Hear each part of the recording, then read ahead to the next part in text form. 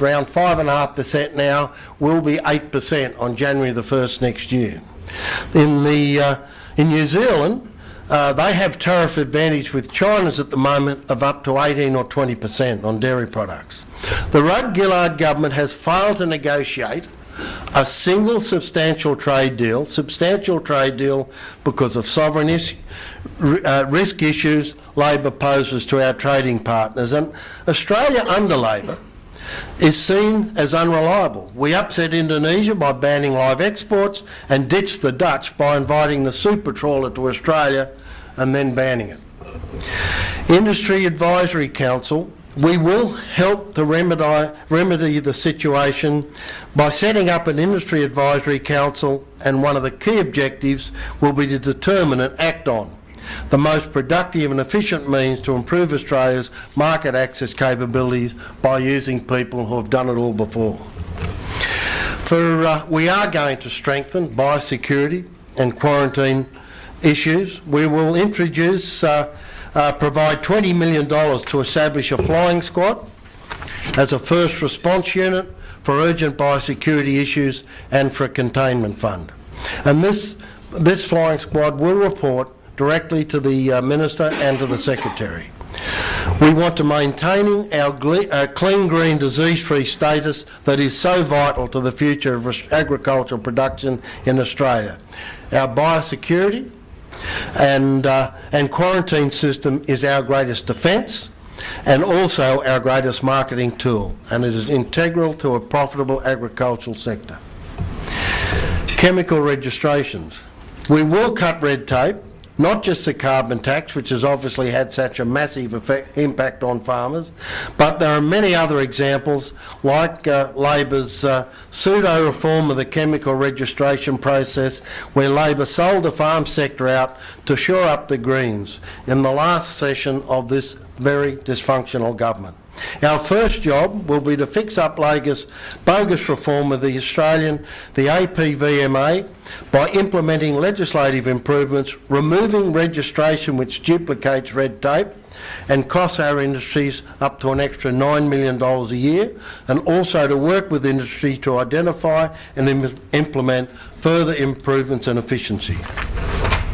Secondly, the Coalition will invest $8 million to improve access to minor use chemicals, to expand the access to new technology and safe, effective pest and disease control options. There are many situations where a chemical product is necessary, but the overall market is small or unknown, and therefore not of economic interest to the registrant, and these are called minor use chemicals. It will allow investment into registration of chemicals for small markets to increase the tools available to manage pests and diseases like fruit fly and the profitability of those industries. The Coalition on the school education sector, the Coalition will commit $2 million to assist with the integration on balanced agriculture information into the school curriculum by supporting the development and provision of high-quality teacher resources designed specifically to meet the needs of the education sector and teacher training to encourage the take-up of these resources. We will also provide $2.2 million from the Caring for Our Country program to refund the native title respondent funding to allow for the fair and equitable finalisation of existing native title claims. This government, in their wisdom, decided that the farm sector were less worthy and therefore should not have their expenses covered. We will return that money to where it is needed. We will also be ensuring there is a much stronger focus from the Caring for Our Country program on wild dogs in particular, which I find is the one issue that the whole of mainland Australia has an enormous problem with, and we will commit significant resources to these issues. The Labor government has muddled its way through the Farm Finance Program and drought, which has raised more questions than answers. We support the Farm Finance Program and the safety net for drought-affected farmers, and we will work to ensure that these are available for those who are in need. I have left to last what I think is one of the most important parts of our policy, and that is in refocusing the Department of Agriculture. I want the Department of Agriculture to be the partner for agriculture and not the problem. The department must treat agriculture as an agribusiness. It is a business. Anyone who wants to practice agriculture as a lifestyle, well, they would do well to ensure that they have a wealthy bachelor or spinster aunt or uncle. Agribusiness must make a profit, and the department and government, farmers and the population must never forget this. Farmers and businesses in the food and fibre supply chain, they must be professional, modern and progressive to face the challenges of an ever-changing business environment, and so must the department be. Agriculture, as I said, it's not a lifestyle, it's a business.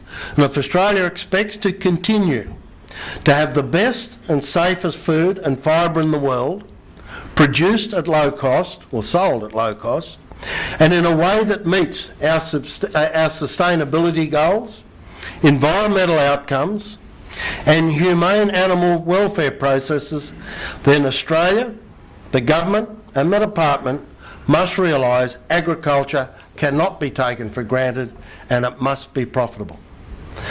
I'm sure many do so now, but I want the department staff to go to work every day thinking, what can I do to assist our industry? The department must also serve our industry as an entree to government. If farmers and agribusiness come to them for issues that don't fit under the portfolio areas like 457 visas, trying to understand what needs to be done for collective bargaining, they must support, provide assistance and totally support agriculture, as I said, as a partner, not a problem. I want a department that bends backwards for industry and does so enthusiastically. Of course, policy for agriculture links into a number of other coalition policies and policy areas. And I guess an obvious one that is incredibly important to agriculture is $100 million, the Black Spots program for mobile phones. The first time a cent has been spent on mobile phones in 6 years, or it will be if we're elected in a week or so's time. The anti-dumping and industry policy issues, the review, this is a big one, the review of the Competition and Consumer Act, which will tackle the power of the supermarkets. Whether that means the need for a mandatory code of conduct, more information available to government about what's happening in the sale of agriculture around Australia, we shall see. But obviously the review will be absolutely vital for agriculture, particularly commodities that are locked into the domestic market. If I can get this last page open, I very much want to thank my leader, Warren Truss, for being here this morning, and Richard Colbeck. And I would like to remind you of a saying of Tony Abbott's. This is a great country with a very bad government. Well, agriculture is also a very great industry, but has been badly let down and badly led by that same government. We can restore it, but in our sector it's going to be hard work, good policy, cooperation and consultation. I thank you all very much for being here and for your attention, and I'm happy to take questions.